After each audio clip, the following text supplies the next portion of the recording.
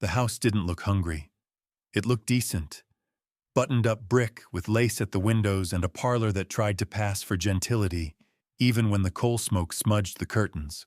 Number 598, Carroll Street, Park Slope, Brooklyn. February 1898, the year Brooklyn swallowed its pride and became a borough of the great, stitched-together city of New York. Outside, carriage wheels chopped the gray slush into ribbons. Inside, the Place family moved around one another like chess pieces, stiff, deliberate, and always calculating the next move.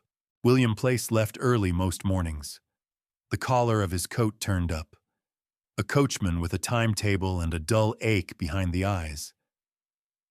His daughter Ida, 17, sharp, quick to laugh when she felt safe, kept to the front bedroom with a book and a comb and a window that overlooked the street.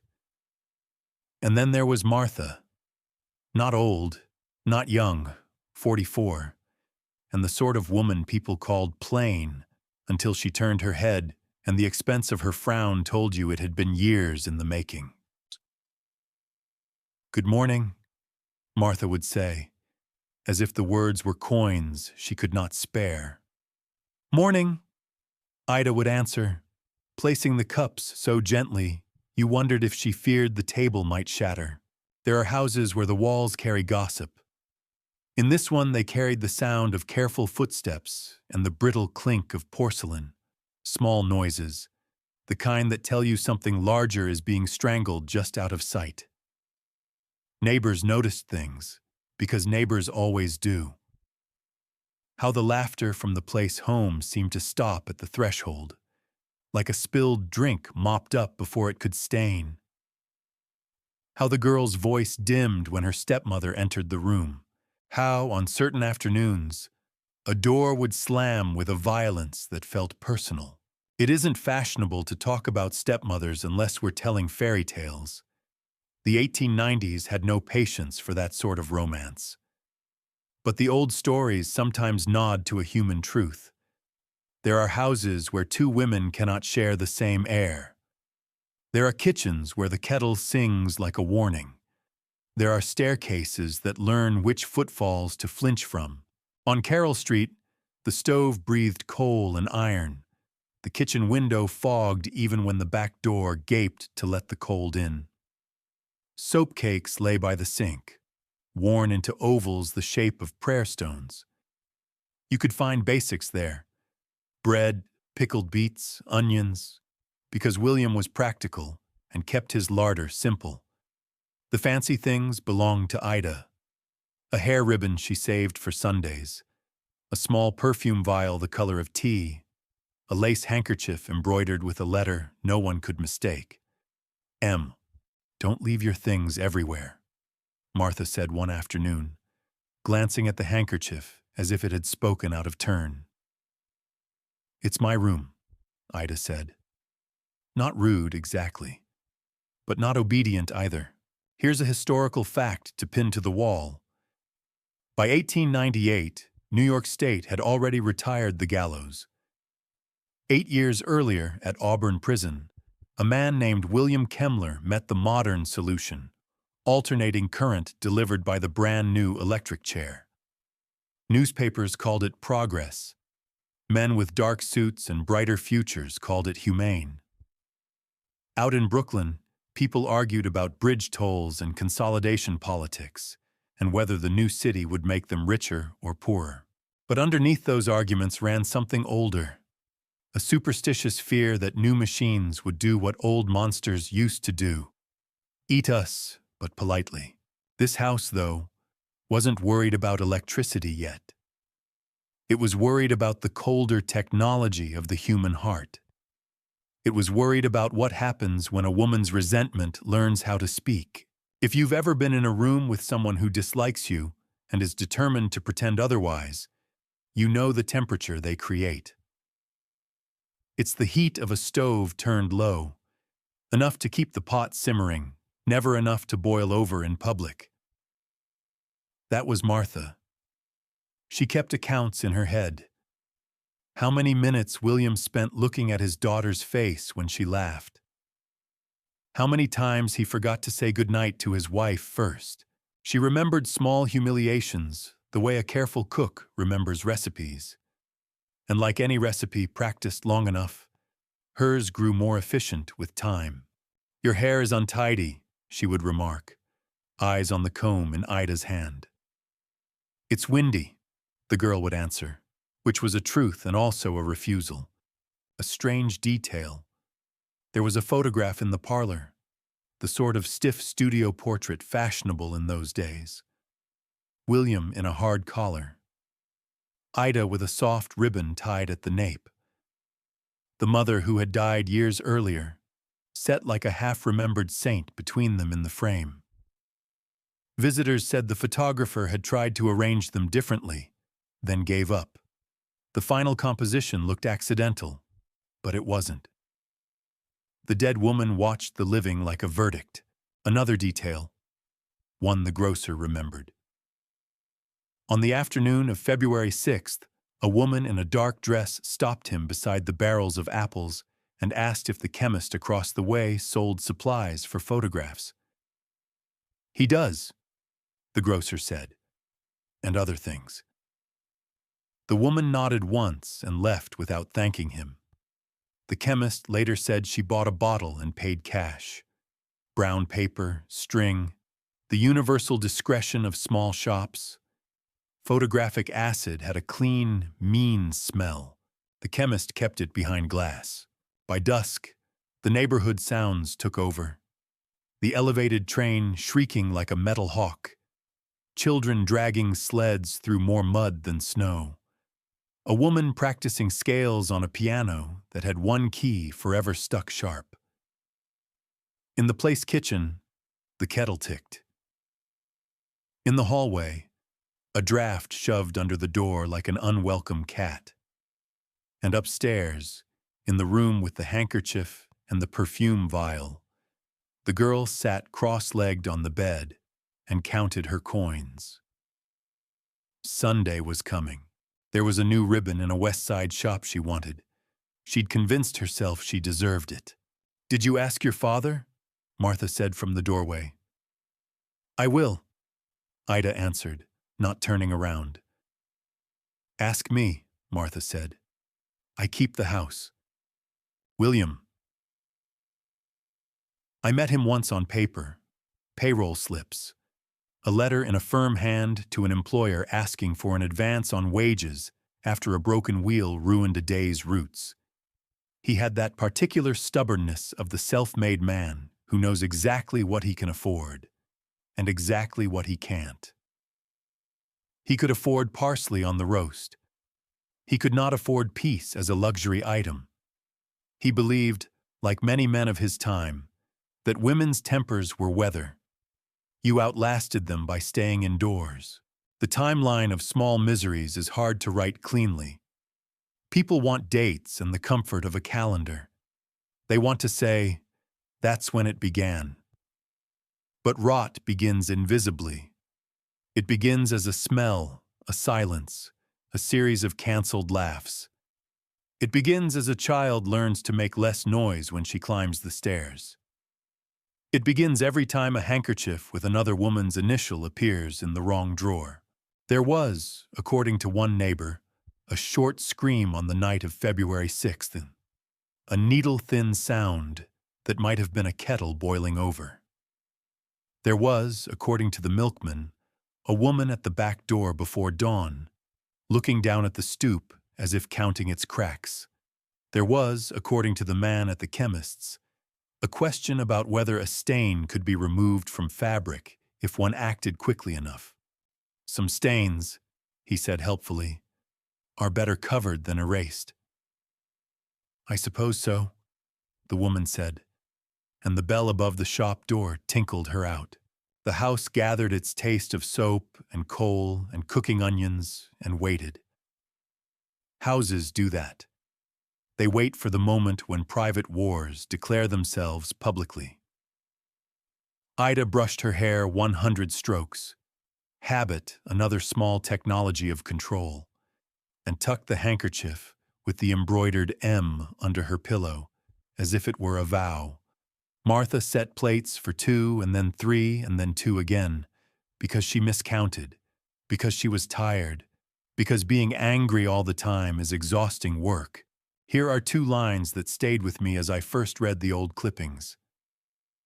Some people sharpen themselves on other people, the way a butcher steals a knife. And a home can be a cradle or a lathe. Either way, something is being shaped. I've told you the frame, and I've shown you the room.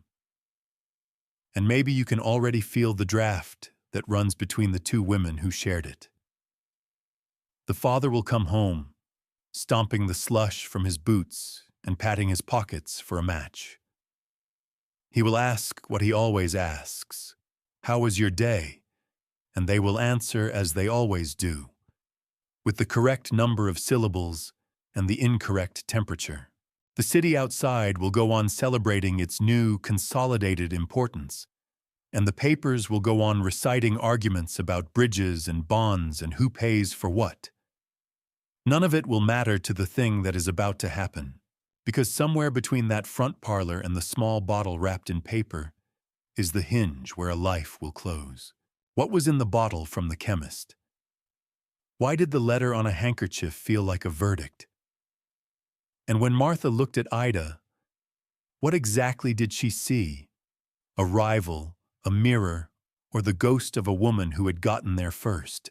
Night is coming down on Carroll Street. The kettle is beginning to sing. On the table, the 3rd plate waits, not sure whose hunger it belongs to. It's one thing to dislike someone.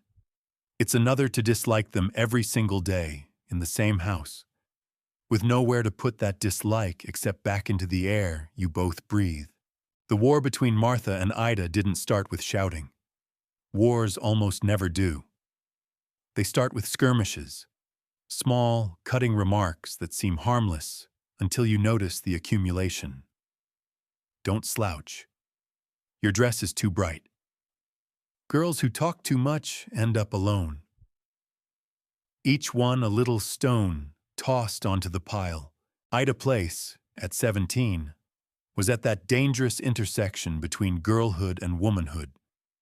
Old enough to be defiant, too young to understand how dangerous that defiance could be in the wrong company. She was slender, sharp-eyed, and, this mattered, still pretty in the way youth makes you, whether you've asked for it or not. In the 1890s, beauty in a young woman could be currency. In the wrong house, it could be ammunition. Martha noticed. Always. If William laughed a little too easily at his daughter's jokes, Martha's lips thinned. If Ida came home with her cheeks flushed from a walk with friends, Martha's eyes followed her up the stairs with an expression that could pickle vegetables. "Your skirt is muddy," she would remark, as if mud were a moral failing. "I'll clean it," Ida would say, which meant she would hang it to dry and ignore her. The real battlefield was domestic space. Ida had the front bedroom, with its good light and the view of Carroll Street. Martha had the marital room down the hall. The kitchen was neutral territory, though Martha tried to occupy it like an army, always there first, controlling the stove, the kettle, the cupboard keys. Ida, for her part, made small rebellions, leaving the lace handkerchief on the parlor armchair, using more sugar in her tea than was economical, humming when she worked. One strange detail from the neighbors. They said Martha often kept her bedroom door locked during the day. No one knew why. Sometimes she emerged smelling faintly of camphor and some other chemical note no one could place. A grocer's boy swore that he once saw her staring into the display window of the chemist's shop for several minutes before going in. She bought nothing that day. Just looked. Here's a historical fact to hang this scene on. In the 1890s, the idea of a modern household was bound up with control, of finances, of reputation, of women's behavior. Stepmothers, in particular, were in an uneasy position. They inherited households, not built them, and often found themselves resented by the children whose lives they were now expected to manage. It didn't help that Martha had, by some accounts, been distant even with her own blood relatives before marrying William. The psychological portrait is starting to take shape. A woman who had once been injured, physically, years earlier, left with a head scar, and some whispered, a changed disposition. A deep-seated insecurity about her place in the household, a fixation on her stepdaughter as both obstacle and reminder. Your father spoils you," Martha told Ida one winter evening, standing in the doorway of her room. "And you don't?" Ida replied, her voice as cold as the window glass. William Place, meanwhile, seemed determined to ignore the slow erosion happening under his own roof. He worked long hours. He paid the bills. He probably told himself that the two women would eventually find common ground, or at least learn to keep the peace. Men of his era often believed that domestic matters, like bad weather, would blow over if left alone. They wouldn't. The weeks leading up to February 7th brought an escalation too subtle for William to see, but visible in retrospect. Martha began spending more time in town during the day. Small items from the cupboard went missing. Vinegar, soda, and then, curiously, a bottle of ammonia. Ida complained once that her tea tasted strange, but when she said it aloud, Martha simply took the cup from her hand, poured it into the sink, and said nothing. There's a physical object that will matter later. A small brown glass bottle, purchased from the chemist's, wrapped in paper and tied with string. The chemist noted the sale in his book. Photographic acid. Customers were told to handle it with care. It could damage skin, eyes, fabric.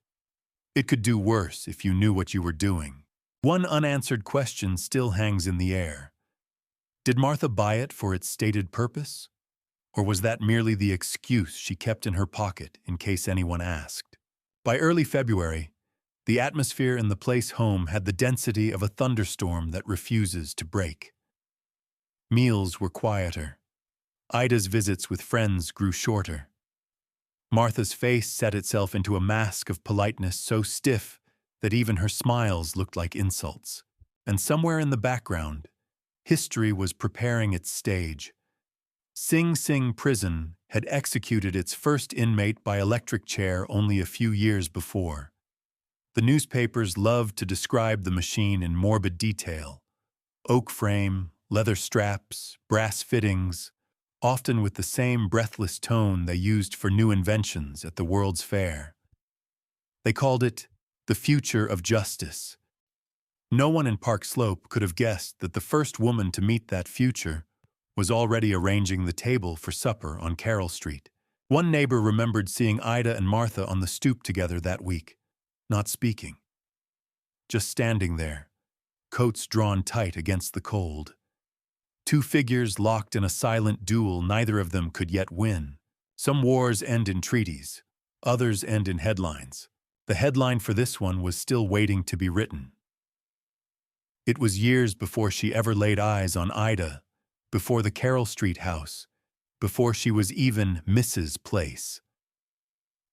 A winter road, a horse spooked by a noise no one could name, and Martha Garretson was standing too close to the wrong moment. The sleigh tipped. The driver swore. The horse bolted forward, its iron-shod hooves skidding on ice. Martha went down hard, her head striking the frozen ground with the kind of hollow crack you feel in your own teeth when you hear it. She was unconscious for hours. The doctor came with a small bag and the unshakable certainty of a man who could do little more than wrap a head and wait. She lived. She walked again. She could recite her own name and tell you the date. But people noticed something after. Her temper shortened, her patience frayed, and a certain sharpness crept into her voice like frost under a door. Changed woman," an aunt said years later. She laughed before, not much after. Medical science in the 1880s had polite terms for it: nervous condition, brain fever, melancholia. Today we'd talk about trauma, frontal lobe injury, personality shifts. Back then, it was simply folded into the story of who you were now. And for Martha, who was already private by nature, the change turned inward, sharpening her resentments like a knife no one asked her to carry. When she met William Place, she was 39, older than most brides in Park Slope. He was a widower with a teenage daughter and steady work. He wasn't rich, but he was respectable. Respectability in 1890s Brooklyn was currency.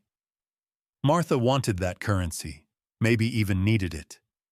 What she didn't need, or so she told herself, was a 17-year-old girl with her mother's eyes taking up the best bedroom in the house. By the time 1898 rolled around, the old injury was just another piece of furniture in Martha's mind, a deep dent in the wood she'd learned to live around. But those dents have a way of directing the grain. They determine which way a crack will run when pressure comes. And pressure was coming. Here's a strange detail. A neighbor named Mrs. Donnelly swore she once heard Martha talking to herself through the thin walls of the Carroll Street row houses. Not muttering, talking, as if in conversation. She caught the words, "Take it away from her," and not hers to keep. Mrs. Donnelly assumed she meant the girl's ribbon or book. She didn't ask.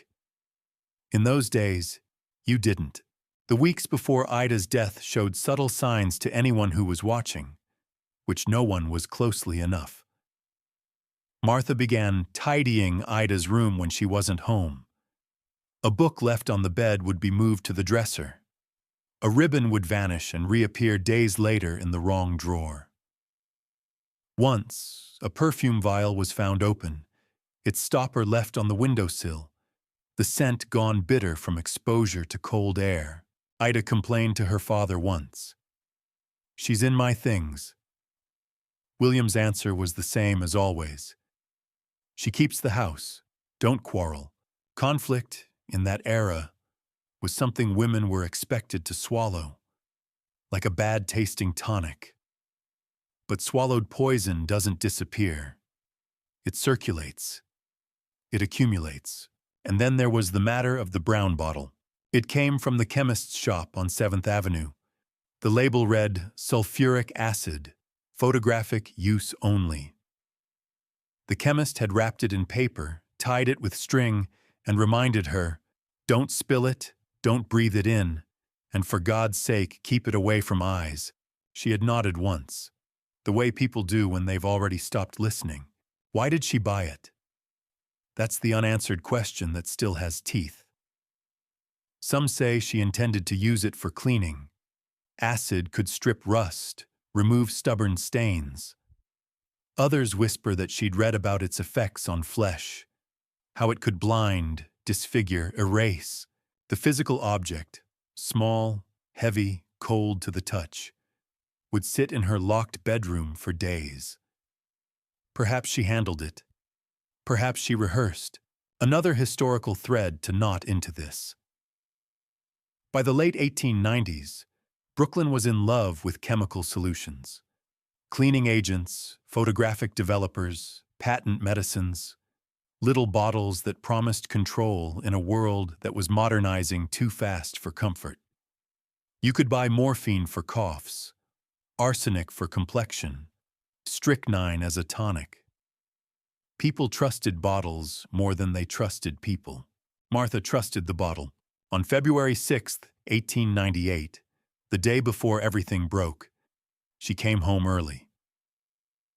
The neighbors noticed because it was unusual. She'd been to the chemist again. A smaller package this time. She went straight upstairs, locked the bedroom door, and stayed there until the street lamps were lit. Downstairs, Ida set the table for 3. She placed her handkerchief beside her plate, as she always did, the embroidered M in one corner, something her late mother had sewn before she died. A small inheritance, a daily reminder. From the top of the stairs, Martha watched. She didn't say a word. The war was nearly over. The night before the killing was neither stormy nor still. It was one of those damp Brooklyn evenings when the fog rolls off the harbor and slides between the houses, softening the gaslight until every street lamp wears a halo. The kind of night where you can hear a horse's bridle jingle from half a block away, but not the voice of the rider. At 598 Carroll Street, the evening meal was quiet enough to make you check if your own ears were working. William Place had come home late from his coach route, a red thread of cold still stitched across his cheeks.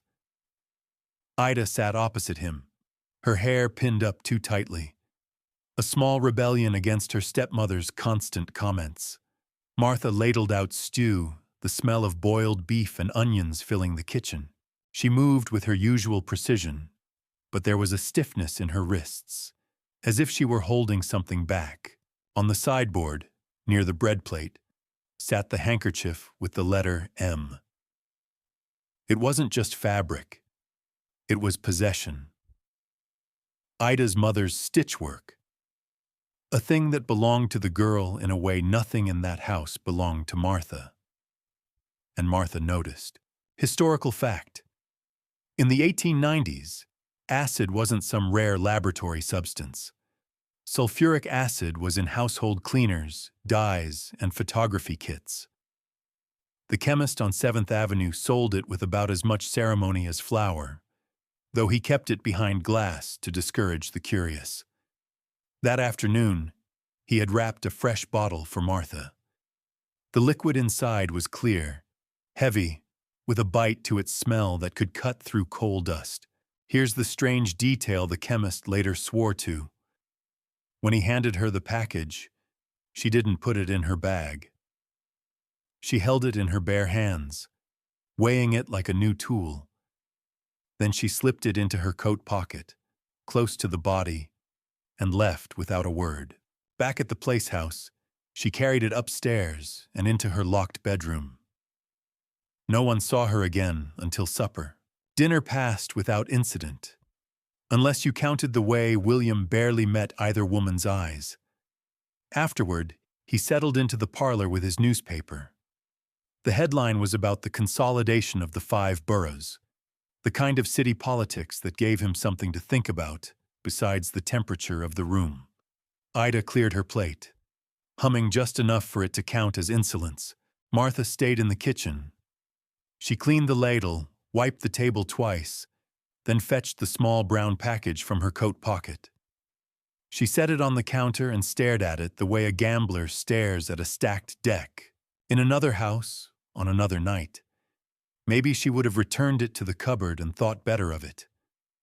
But resentment doesn't encourage second thoughts. It rewards commitment. And Martha was committed. The clock in the hall struck 9. Upstairs, the boards creaked under Ida's steps. A door closed. In the parlor, William coughed, turned a page, and read about the city's plans to modernize the police force. In the kitchen, Martha unwrapped the package. The bottle gleamed in the low light. The glass thick, the liquid inside perfectly still. She set it down beside a tin mug and a jug of water. The jug steamed faintly, hot water drawn from the kettle. She could, at that moment, have poured the acid down the sink. Instead, she turned the cork just enough to smell it. It's impossible to know what she thought then, whether she imagined the act as punishment, as erasure, or as some twisted justice only she understood. What we do know is this. Once the cork was out, the room smelled faintly of something metallic and sour. She recorked the bottle, wrapped it again in the brown paper, and tucked it under her apron. Then she climbed the stairs. The hallway was dark, except for the weak glow from William's lamp in the parlor. She moved past it without a word, past her own door, stopped in front of Ida's. The doorknob turned without resistance. Inside, the girl was brushing her hair. the handkerchief folded neatly on the pillow. She looked up, surprised but not alarmed. "What is it?" she asked. Martha stepped inside and closed the door. The next minutes would not be recorded in any official document, but the evidence later told the story in its own way. The acid bottle half empty, the handkerchief clutched so tightly in Ida's hand that her fingers would have to be broken to remove it. The smell that lingered in the bedroom long after the windows were opened. Downstairs, William would claim he heard nothing. No shout, no crash. Only the sound of the front door opening, then closing again, as if the house had exhaled. The war had ended, but the casualty count was only beginning. It was the kind of cold that seeps through brick, settling in the joints.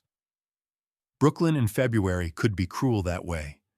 No wind to speak of, just a constant damp that rotted wood and crept into bones. Inside 598 Carroll Street, the lamps burned low, their light catching on brass picture frames and the glass dome of the parlor clock.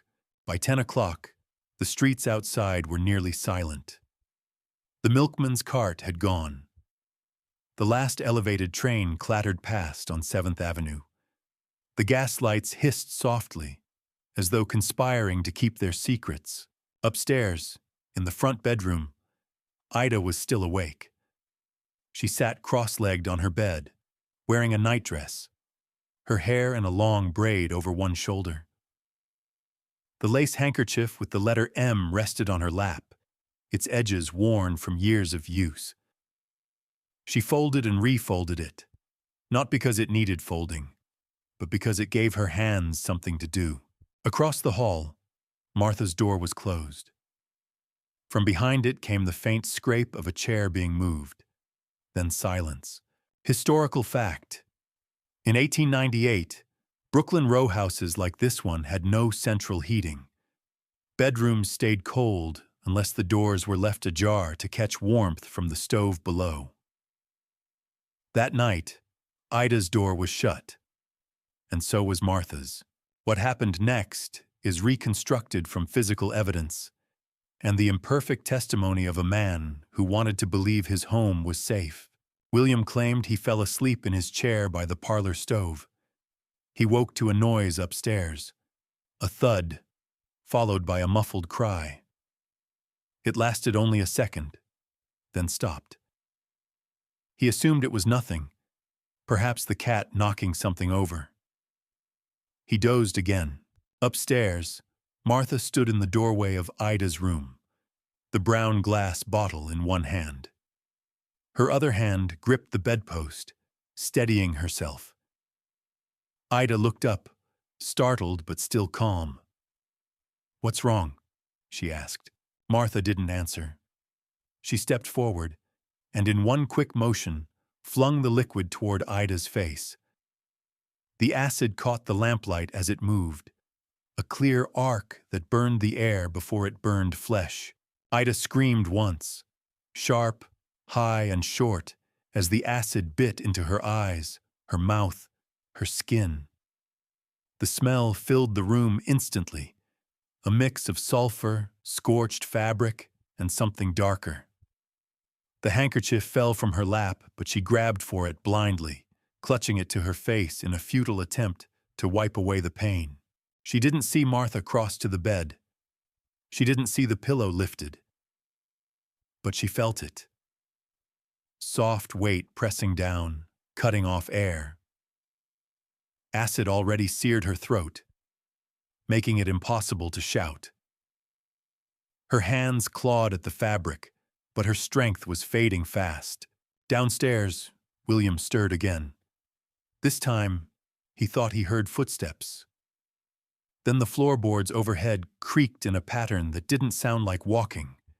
It sounded like shifting weight, leaning in. In Ida's room, the struggle slowed. The lace handkerchief remained in her grip, bunched into a fist so tight that the embroidery cut into her skin. When it was done, Martha set the pillow back in place, smoothed the blanket, and took one long look at the girl. Then she left the room and went downstairs. Here's the strange detail from the police report. Instead of leaving the house immediately or calling for help, Martha went into the kitchen and turned on the gas for the stove. Not to cook, not for heat. She opened the valve wide and left it hissing into the air. Then she lay down on the kitchen floor, her skirts fanned around her, as if arranging herself for a photograph. The theory, though no one could prove it, was that she intended to take her own life by gas, creating the appearance of a double tragedy. But the gas alone wouldn't be enough.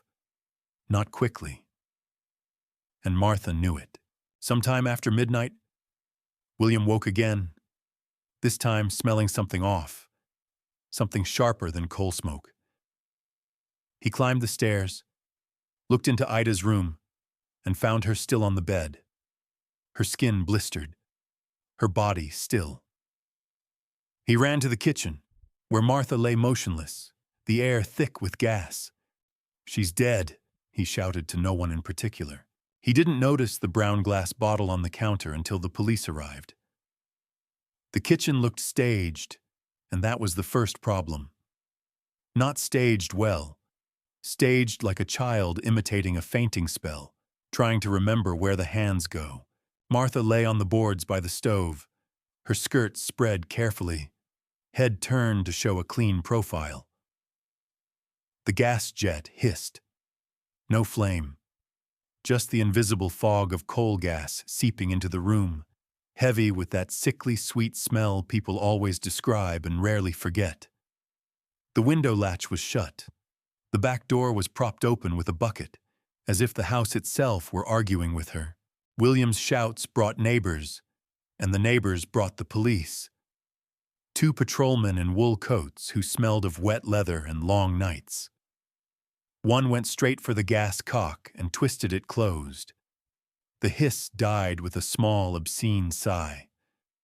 The other crouched beside the woman on the floor, 2 fingers pressed to the side of her neck.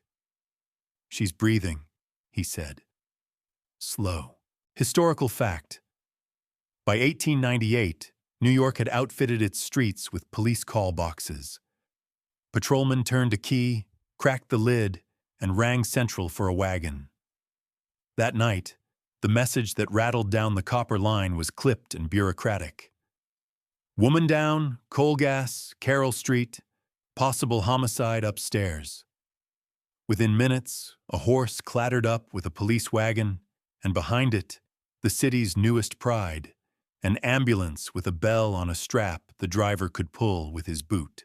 The ambulance surgeon was young, a thin-faced man named Kruger with sleep caught in the corners of his eyes.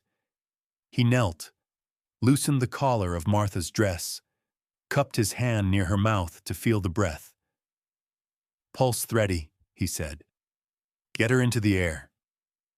They dragged her across the tile and paused to avoid smearing a brown wetness near the stove that looked, under lamplight, like tea. Kruger's head tilted. "What's that?" he asked. One of the patrolmen found the bottle on the counter, half wrapped in paper, its cork returned but not tight. He lifted it. The bottom left a faint ring. The chemist's label was obscene in its neatness. Sulfuric acid. Photographic. They set Martha by the back step and slapped her wrists until she coughed. When the breath came, it was ugly. A bubbling, panicked sound, like someone trying to surface through thick water. Her eyelids fluttered. Her skin had gone the yellow-gray of smoke. She tried to speak and failed. Kruger dipped a rag in vinegar, held it beneath her nose, cursed softly in German, and told the patrolman to keep her upright. "She'll live," he said, on the wrong edge of disappointment. Upstairs, the house had already chosen a smell and wouldn't let it go. The air bit the back of your throat. Ida lay where she had been left, on the bed, hair splayed dark over the pillow. A coarse lace handkerchief clawed into her right fist. The other hand had tangled itself in the blanket as if trying, at the last instant, to stitch herself to the world. The gas lamp hissed weakly. Someone had turned the wick down, not off. The patrolman who found her backed out, crossed himself, then went for the window latch like a drowning man. When the doctor arrived, the coroner's physician, older than Kruger and far less interested in bedside manner, he took one look and said, "Not gas." He pointed at the handkerchief without touching it. "Eyes," he added, and then to the room. No one moves anything. Another strange detail. The pillow under Ida's head was neatly squared, corners smoothed flat, as if a hateful nurse had done the honors. You could read motive in that gesture if you wanted. You could read pride or panic, or the clerkish tidiness of a woman who wanted order to have the last word. Detective work is often the art of deciding which interpretation to hate least. "Where's the father?" the older doctor asked. "Downstairs," a patrolman answered, sick to his stomach in the yard. I found William later on paper, again. The statement he gave in blocky, self-conscious script. I was in the parlor with the paper and fell asleep. I woke twice but heard nothing to alarm me. When I went up, my daughter was... He didn't finish the sentence. He drew a line and began again. I found my wife upon the kitchen floor with the gas on. I tried to fetch her up, then ran for the police. You want to hate him for deafness. You want to curse the newspaper that let him sleep through a death. But houses edit sounds. Grief edits memory. The truth is a room you enter with a blindfold and feel for furniture. Every chair leg is a version of events. They brought Martha back into her kitchen because the night was colder than the gas. She blinked up at the ceiling as if waiting for instructions. "Mrs. Place," the patrolman said, his voice pitched too high. "What happened here?" Her lips parted. No sound. He tried again, softer. "Martha." Her pupils dragged across the room and found the brown bottle on the counter. She wouldn't look away. "Did you drink the gas?" the young surgeon asked, clumsy with nerves. "People don't drink gas," the coroner's man said without humor. "She meant to breathe it." He had the bottle in his hand now. He turned it, read the label, pinched the cork between two fingers. "This doesn't explain the girl," he muttered, "but it explains the smell in the bedroom." He looked at the patrolman. "Send for the coroner, and a photographer if the department can rouse one that knows which end of the camera points where." Historical fact. Crime scene photography was young and awkward then. The flash powder a brag as much as a tool. The man who arrived an hour later wore his bravado like a second coat. He folded a cloth over a tray, touched a match, and in that cramped room where a girl had suffocated under a pillow, he conjured a little sun. The boom rattled the mirror. After images smeared the eyes of everyone present.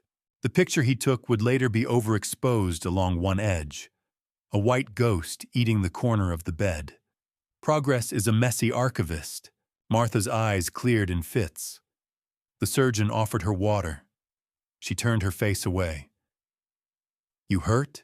he asked. She lifted a hand to her temple, to that old private landmark where a sleigh runner and winter ice had once remapped her future. "Head," she whispered. He frowned, not understanding the timeline and not caring. "You'll be riding to the station, Mrs. Place," he said. "You can tell the captain about your head there." 2 punch lines for the stenographers and the city reporters already hovering at the fence. "If this was a performance," one patrolman muttered, looking at the cooled stove and the perfect skirt.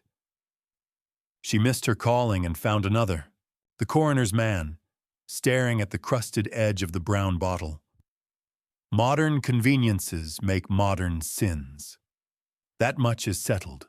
On the kitchen table sat a key that didn't belong there, the key to the front bedroom.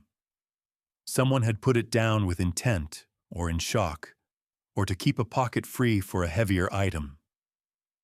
A physical object, yes, but also a message if you wanted to read one. I go where I please. Doors are suggestions, rules, a courtesy. They took Martha out between two policemen while the sky over Carroll Street lightened from iron to pewter. She did not struggle.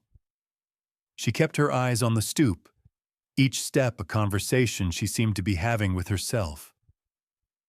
A neighbor said later that she murmured a phrase, 2 syllables, once, twice, but couldn't hear the words.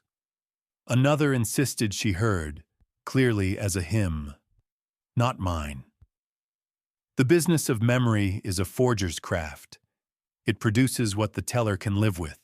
At the station, the captain, a man with the political haircut of the era and the moral certainty of a ledger book, asked the first set of questions in a room that smelled of tobacco and cheap ink.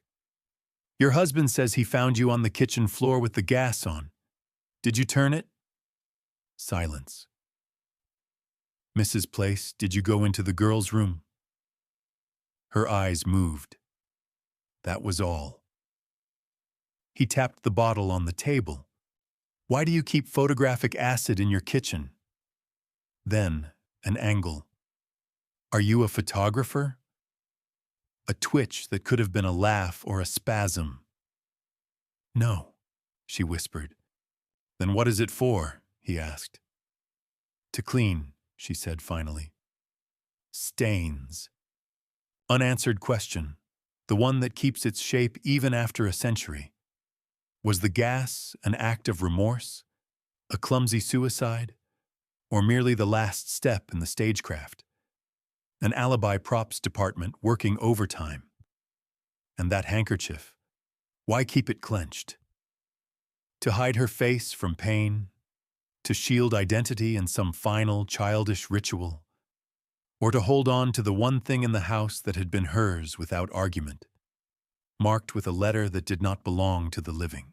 By noon, the papers knew enough to be dangerous. Girl dead in Park Slope. Stepmother in custody. One editor with a taste for sensational epithets tried out a line that would echo, the acid queen of Brooklyn. He didn't care whether it stuck. He only cared that you'd read it over breakfast. The house on Carroll Street exhaled at last. The gas smell lost its edge. The back door closed against the afternoon. In Ida's room, the bed would be stripped, the sheets boiled, the pillowcase saved in a paper bundle with a string. A city clerk would write a number on the bundle. Numbers are how bureaucracies keep from drowning in the particulars of grief. Get me the coroner's full report, the captain told his sergeant, and find the chemist. The sergeant was already gone. Men like him lived by checklists, bottle, label, purchase, motive. What none of them could list cleanly yet was the oldest entry in any ledger like this. The cost of living with people you cannot bring yourself to love. Outside, the sky had found its color again. The milkman made his rounds as if the street hadn't learned a new vocabulary overnight. A woman shook a rug from a window and beat the dust from it like it had insulted her. Here's the cruel symmetry of cases like these. The ordinary keeps its schedule while the extraordinary drafts obituaries. And me? I keep returning to the brown bottle and the open gas cock and the skirt arranged into a perfect circle. If guilt had a geometry, perhaps it would prefer neat shapes. Perhaps, if you ask the right question under the right light, it will admit it was trying to look like an accident, and forgot how accidents look. The coroner arrived with the deliberate pace of a man who knew two things. The dead weren't going anywhere, and the living could wait. Doctor Charles Weston was in his 50s. His beard kept short and neat, his spectacles sitting low enough on his nose that he could look over them when unimpressed. That morning, he looked over them a lot. The front bedroom had been cleared of unnecessary feet. Ida lay exactly where she had been found, her hands rigid from hours of death. The handkerchief was still in her right fist, the embroidered M like a final mocking signature. Weston leaned close but didn't touch. She held it tight, he said quietly, almost to himself. Either in pain or to keep from screaming. The light from the window was merciless. You could see what the acid had done. The whitened eyes, the puckered lips, the pale burns that laced down her jaw and neck. It was not the slow, romanticized fading of consumption or fever. This was violence that left a map. Weston took it in without flinching, the way a craftsman admires a terrible example of his trade. Historical fact. Forensic pathology in 1898 was crude, but determined. Microscopes were available, though not common in every coroner's office. Chemical tests could detect poisons, but acids were trickier. Most evidence was visible to the naked eye. In Ida's case, there was no need for subtle science. Her injuries told the story plainly. Weston examined the pillow next. The muslin was damp, smelling faintly of something sharp beneath the usual laundry soap. The coroner's assistant, a thin young man who kept trying not to look at the body, asked if the acid had been poured on the pillow as well. No, Weston said, sniffing the edge. This is from her mouth and nose. Burns. She breathed it in while being smothered. A strange detail surfaced then. Along the underside of the pillowcase, there was a faint imprint of lace, the same weave as the handkerchief. It suggested that in her final struggle, the two pieces of fabric had pressed together. Handkerchief against her face, pillow against the handkerchief. Whether she put it there or it was placed is something no science could prove. Downstairs, the brown bottle sat on the kitchen table under the watch of a patrolman. Weston had it brought up. He turned it in his hands, read the label, and sniffed the cork. Fresh, he said. Within a day, I'd guess. His assistant made a note. Find the chemist. We'll need the sale confirmed. When the chemist was fetched, a middle-aged man with ink on his fingers and the look of someone dragged from more pleasant work, he identified the bottle without hesitation. She bought it, he said, nodding toward the name written in the coroner's ledger. M. sur place. Yesterday afternoon, I told her to be careful. Said it was for cleaning stains. What kind of stains? Weston asked. She didn't say, the chemist replied. Didn't ask the price either, paid in cash. Outside the bedroom, the hall smelled faintly of boiled beef from the pot still on the stove below. The juxtaposition was almost offensive.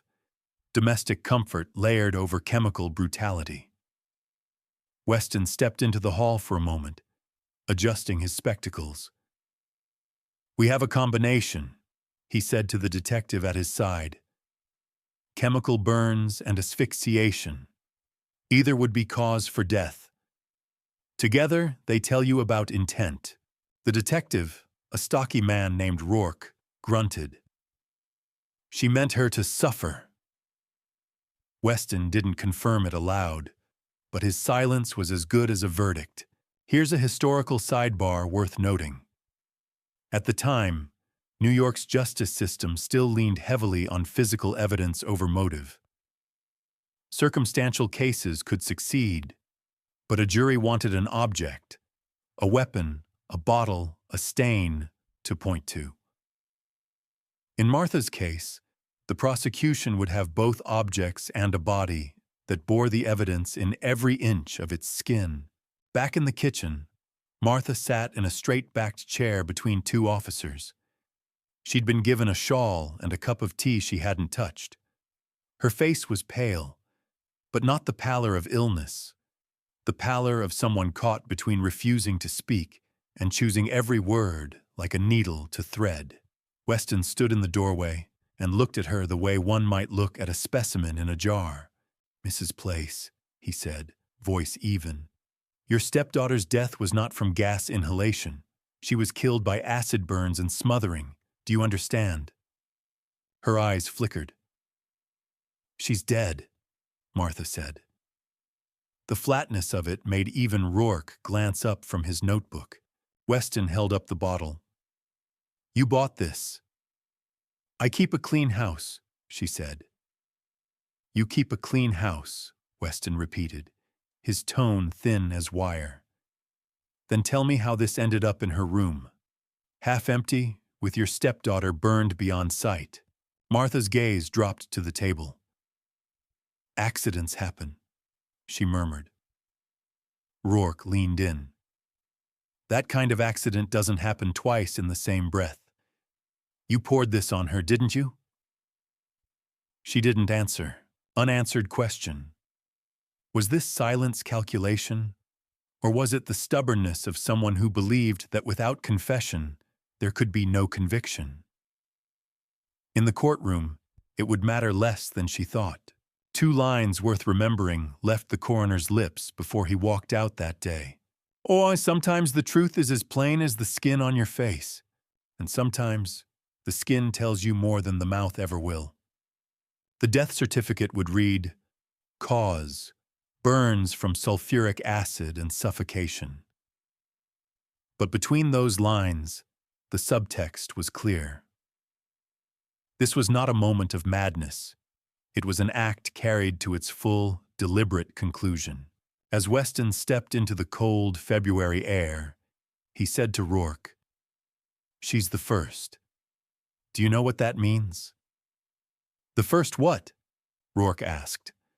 "The first woman we'll send to the chair, and somewhere in the distance, at Sing Sing prison, a certain oak frame with brass fittings and leather straps sat waiting, its next occupant already chosen by the cold mechanics of the evidence."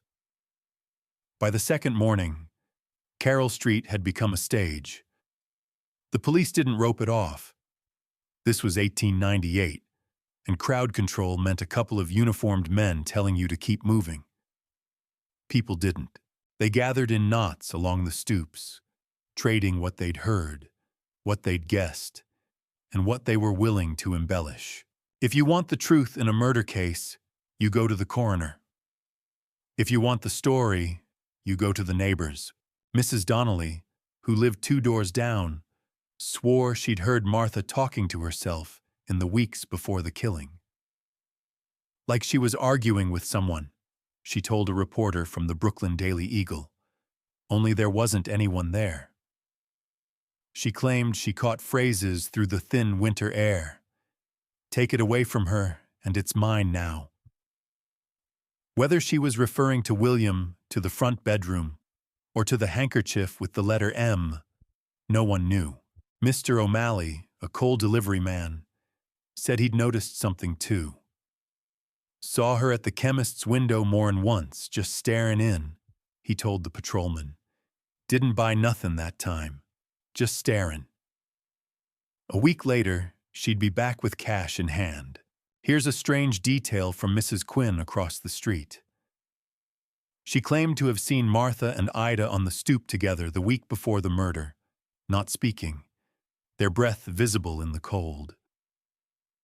"They stood there like 2 statues, she said. "I thought, well, that's a house with no love in it. Historical fact." In neighborhoods like Park Slope, privacy was more performance than reality. The row houses were close enough that you could smell your neighbor's dinner and hear their arguments through the plaster. People knew more than they admitted, until the right question came along. And the questions were coming fast now. The Eagle ran a morning headline, "Acid Death in Park Slope."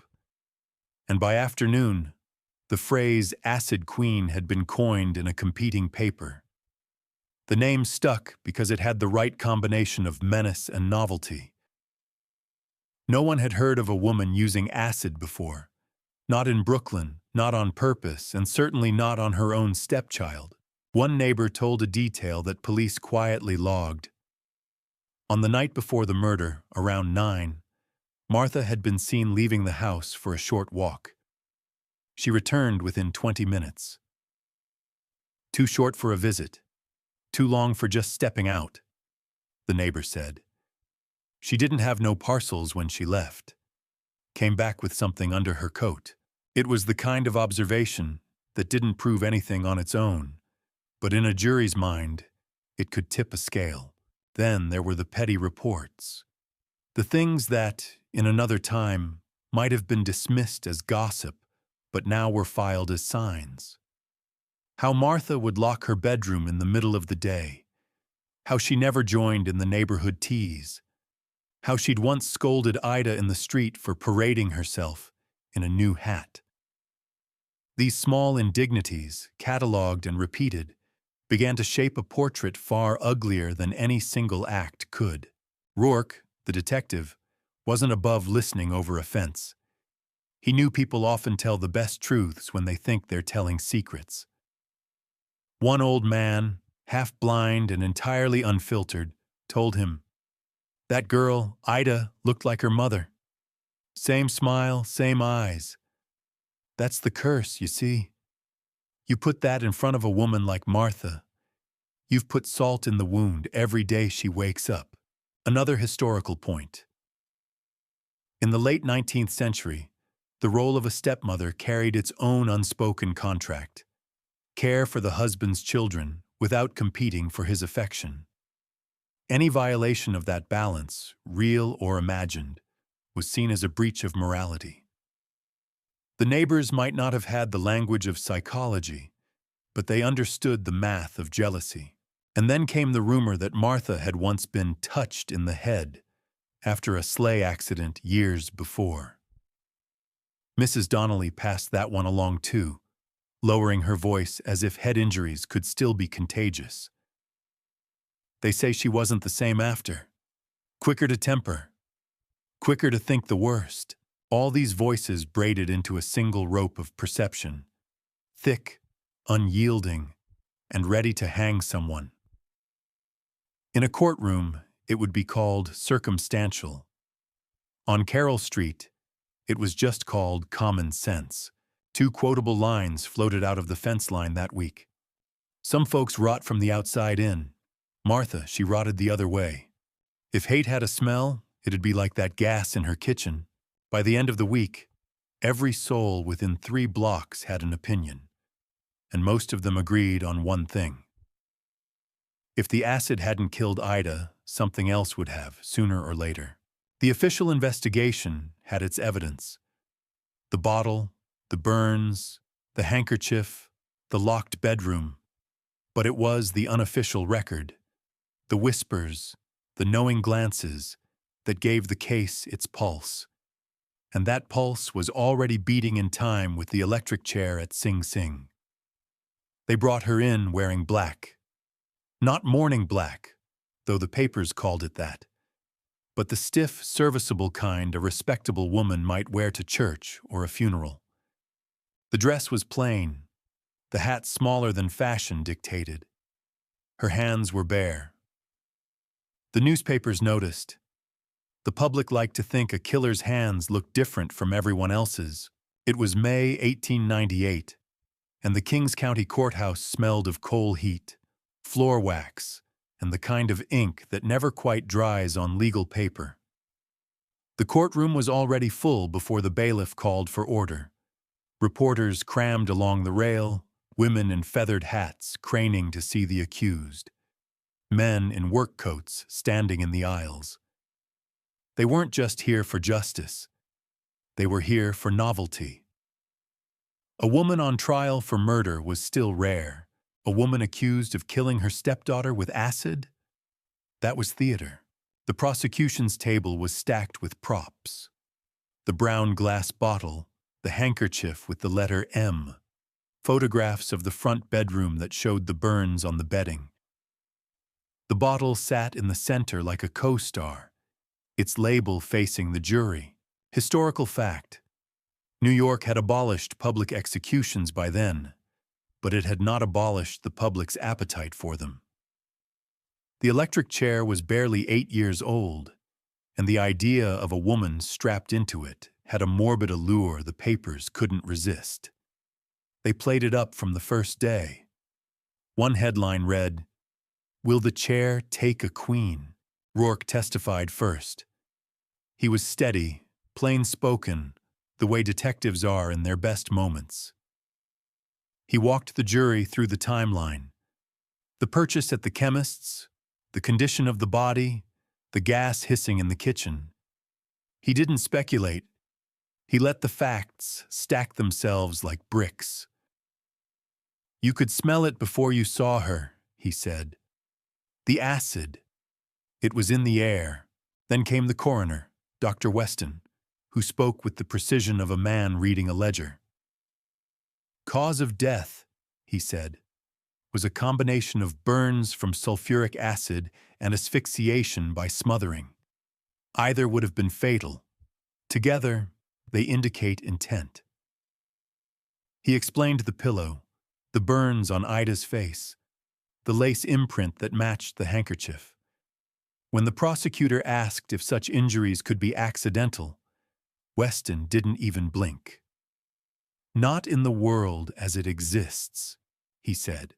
The defense tried to build a different world. Martha's lawyer, a narrow man named Weeks, leaned on two pillars: lack of direct witnesses and the possibility of suicide. "The girl was headstrong," he told the jury. "She may have handled the acid herself." The theory was as thin as the winter light in Park Slope, but it gave the defense something to say. Weeks also hinted at Martha's nervous disposition since her head injury, suggesting confusion rather than malice. "Ladies and gentlemen," he said, "this is not a monster. This is a woman afflicted who found herself in a tragedy beyond her control." Martha sat silent through most of it, her face unreadable. When the prosecutor held up the brown bottle, she watched it as if it were an object she'd never seen before. But when he mentioned the handkerchief, something in her expression flickered, just for a second, like a match catching and dying. A strange detail emerged during the chemist's testimony. He said Martha had asked if the acid would leave a mark on cloth. When he told her it would, she nodded, like she'd learned something important. That line made it into 3 papers the next morning. The jury heard from neighbors, each one adding a stitch to the same picture. A house with no warmth, a stepmother with a watchful, narrowing gaze. The law didn't need to prove she hated Ida, only that she'd killed her, but the hatred made the killing easier to believe. 2 quotable lines came out of the trial that still survive in the archives. Prosecutor: "You can clean a stain from fabric. You cannot clean acid from the human face." Rourke, on redirect: "If this was an accident, then the word has lost its meaning." By the 3rd week, the spectators began lining up outside before dawn, hoping to get a seat for the closing arguments. It was less about the law now, more about the spectacle, the knowledge that they were watching the first act of a play that would end in Sing Sing's execution chamber. When the jury went out, the room stayed full. People pretended to read newspapers or whisper to their neighbors, but all they were doing was waiting for the door to open. It took less than 2 hours. The foreman stood, pale but steady. "We find the defendant guilty of murder in the 1st degree." No one gasped. The verdict had been waiting in the air since the day the brown bottle appeared on the kitchen table. The electric chair at Sing Sing was not a subtle thing. It was oak, heavy and squared off, with leather straps that looked too wide for wrists and too narrow for what they had to hold. Brass fittings gleamed under the prison's dim lights. The wires, thick, cloth-covered, ran up into the ceiling like roots in reverse, feeding off the state's new pride. Alternating current. Historical fact: The chair had been first used in 1890 on William Kemmler, a murderer from Buffalo. That execution had been botched. 2 jolts, smoke from the man's head, the stench of burning hair. The newspapers called it inhumane, and then a few years later, progress. By 1898, the state claimed they'd perfected the process. Martha Place arrived at Sing Sing in early 1899, the ink still drying on her appeal's rejection. She was 38 days from the date set by the judge. The warden, Addison Johnson, had never executed a woman before. Neither had the executioner, Edwin Davis, the same man who had presided over Kemmler's death. "It's different with a woman," Johnson told a reporter who'd pushed his luck with a question. "We'll do it proper." They put her in the women's ward, a smaller building with barred windows that faced the Hudson River.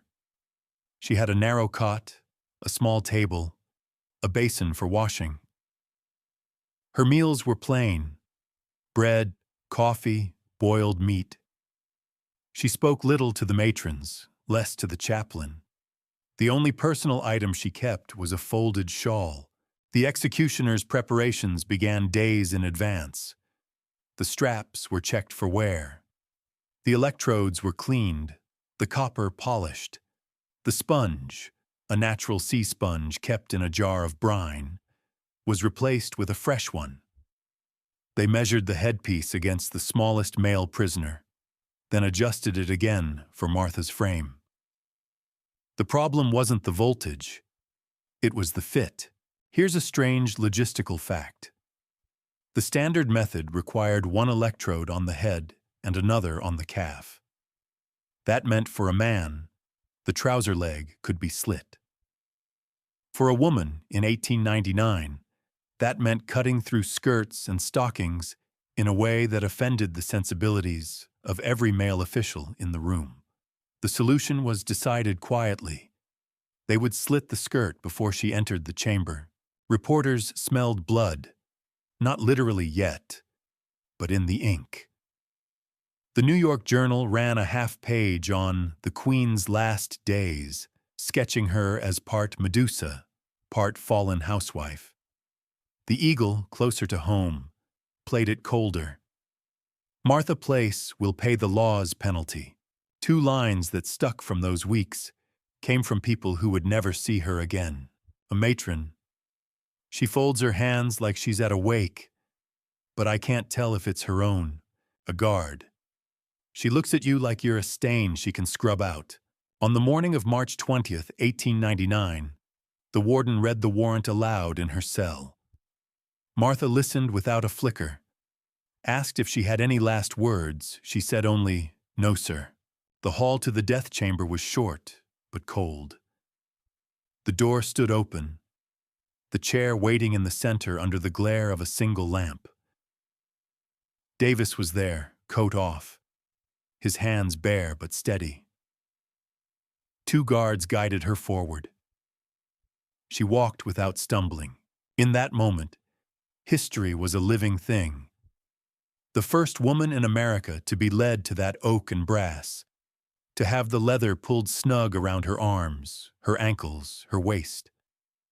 The slit in her skirt showed 1 pale calf. The sponge went on. The electrode followed. Next, the switch is thrown. 3 jolts, and a silence that carries farther than the Hudson. On word count, 124, awaiting continue.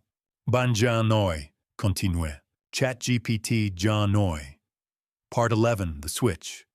The execution chamber at Sing Sing was small enough that you could hear your own breathing. 8 witnesses stood along one wall. Newspapermen, state officials, a doctor with a watch in his hand. They shifted their weight, not from impatience, but because the air was too thick to stand still in. Martha was already strapped into the oak chair, the leather belts crossing her chest and thighs like the rigging of a ship. The copper headpiece sat snug against her hairline, a damp sponge hidden beneath the polished cap. 1 stockinged leg was bare from the knee down. The second electrode cinched against her calf. Historical fact. The current used at the time was between 1,600 and 2,000 volts for the first jolt, enough to kill instantly if contact was perfect. The "if" was why the executioner always had more than one jolt ready. Warden Johnson gave the signal with a short nod. Edwin Davis threw the switch. The first jolt hit like a whip crack in the air. Martha's body stiffened, her back arching hard against the straps. A hiss rose from the headpiece as steam escaped from the damp sponge. The smell was immediate and unmistakable. Burning cloth, scorched hair, and something else. Heavier. The doctor's eyes were on his watch. 10 seconds, he murmured. The current cut. Martha slumped, her head falling forward. But Davis didn't step away. He had done this long enough to know the danger of false stillness. Again, the warden said. The second jolt came, shorter but no less violent. The leather creaked under the strain. This time her body didn't arch so far. The muscles were already locking. Silence fell between the second and third. The only sound was the slow ticking of the wall clock. Then, another nod. The third jolt was briefer still, a final insurance against doubt. When the current stopped, the smell lingered. The doctor stepped forward, fingers to her neck, then to the inside of her wrist. He glanced at the clock again. 8:01 a.m., he said. She is dead. The straps came off one by one. The skirt, already slit, hung awkwardly as they lifted her from the chair. No one spoke. Even the reporters kept their pencils still for a moment, as though it were bad luck to write in the same breath the dead were carried from the room.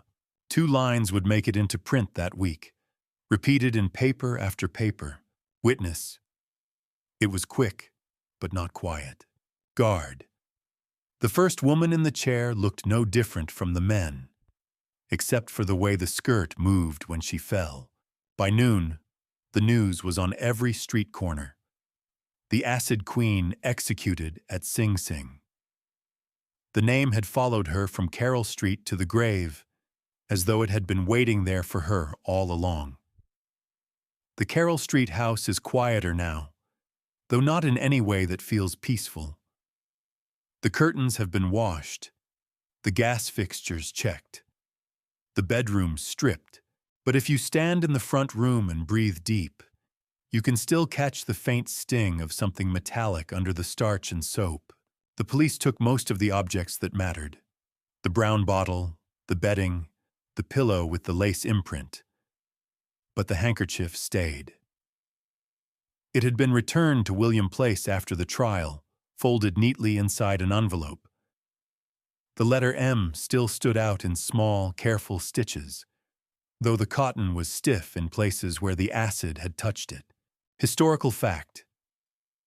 In 1899, possessions of the dead often passed quietly back to family, no matter their evidentiary weight. They became keepsakes or burdens, depending on the heart that held them. William kept the handkerchief in a drawer, where it lay among cufflinks and collar studs. He never spoke of it in public. If you hold it now, if you dare, you can feel the shape her hand must have made, the way her fingers locked around it, refusing to let go even in the dark press of that final moment. Some say she gripped it for comfort, others for defiance, maybe both. But it stayed with her, from the first splash of acid to the last breath she could not take. Objects have long memories, and sometimes they remember more than anyone wants them to. Sweet dreams.